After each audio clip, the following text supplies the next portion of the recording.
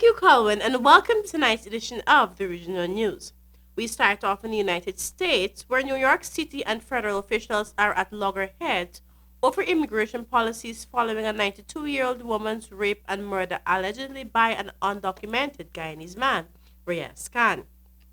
The federal immigration officials are blaming the city's sanctuary policy for enabling the crime, and City Hall, in turn, has criticized the federal officials for using the tragedy to trumpet their immigration agenda. Khan, 21, had confessed to the slaying of elderly Maria Fuertes outside her home in Queens after authorities picked him up last week.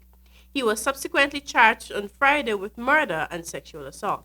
Thomas Decker, Field Office Director for the U.S. Immigration and Customs Enforcement Removal Operations, has accused the New York Police Department of ignoring a federal request to turn over Khan, who was busted in November for assaulting his father, and charged that this left the man free to kill Fuentes 6 weeks later. Khan remains jailed on Rikers Island. Fuentes was strangled and found on the sidewalk at Liberty Avenue and 27th Street in Richmond Hill, just a block from her home around midnight last week, Monday. The elderly Queens resident was scavenging for returnable bottles and cans to collect a few extra dollars at the time, the Daily News reported. Now turning our attention to Jamaica.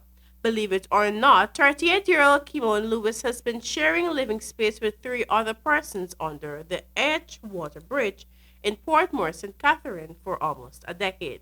2 other women and a man whose name was given as Paul Grant shares the space with Lewis. With 2 beds, a chest of drawers, and a few clothes baskets occupying their small space, Lewis and her companions live just steps away from a deep waterway that leads to the sea.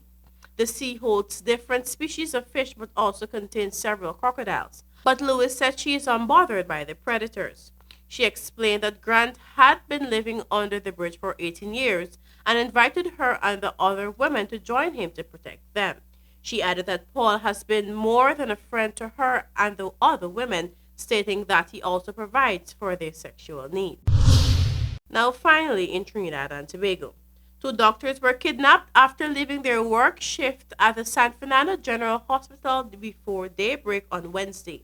One was killed as the kidnappers' vehicle crashed along the Solomon Hockey Highway. The deceased was identified by police as Dr. Rudradiva Sharma. The other doctor and 3 kidnappers were also injured when the getaway vehicle, a Honda CR-V, crashed in the vicinity of Claxton Bay. The other doctor, whose name has not yet been released, and the kidnappers were also taken by an ambulance to the St. Fernando General Hospital. Dr. Sharma is a relative of former UNC Government Minister Charity Sharma and former ambassador to the United States, Dr. Neil Parson. A relative wrote on social media saying, "Trinidad is sickening me to my core. My cousin, a well-known doctor in South Trinidad, worked his shift last night. He and a fellow doctor left the hospital to go home. They were both kidnapped on the hospital compound. They were thrown into the truck, the 2 doctors, by 2 bandits who sped off onto the highway.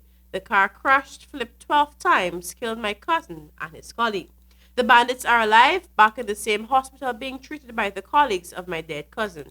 My family is devastated." Police officers of the Highway Patrol Unit's Southern Division Task Force and other Southern Division units responded. And that's it for our regional news this evening. Back to you, Colwyn.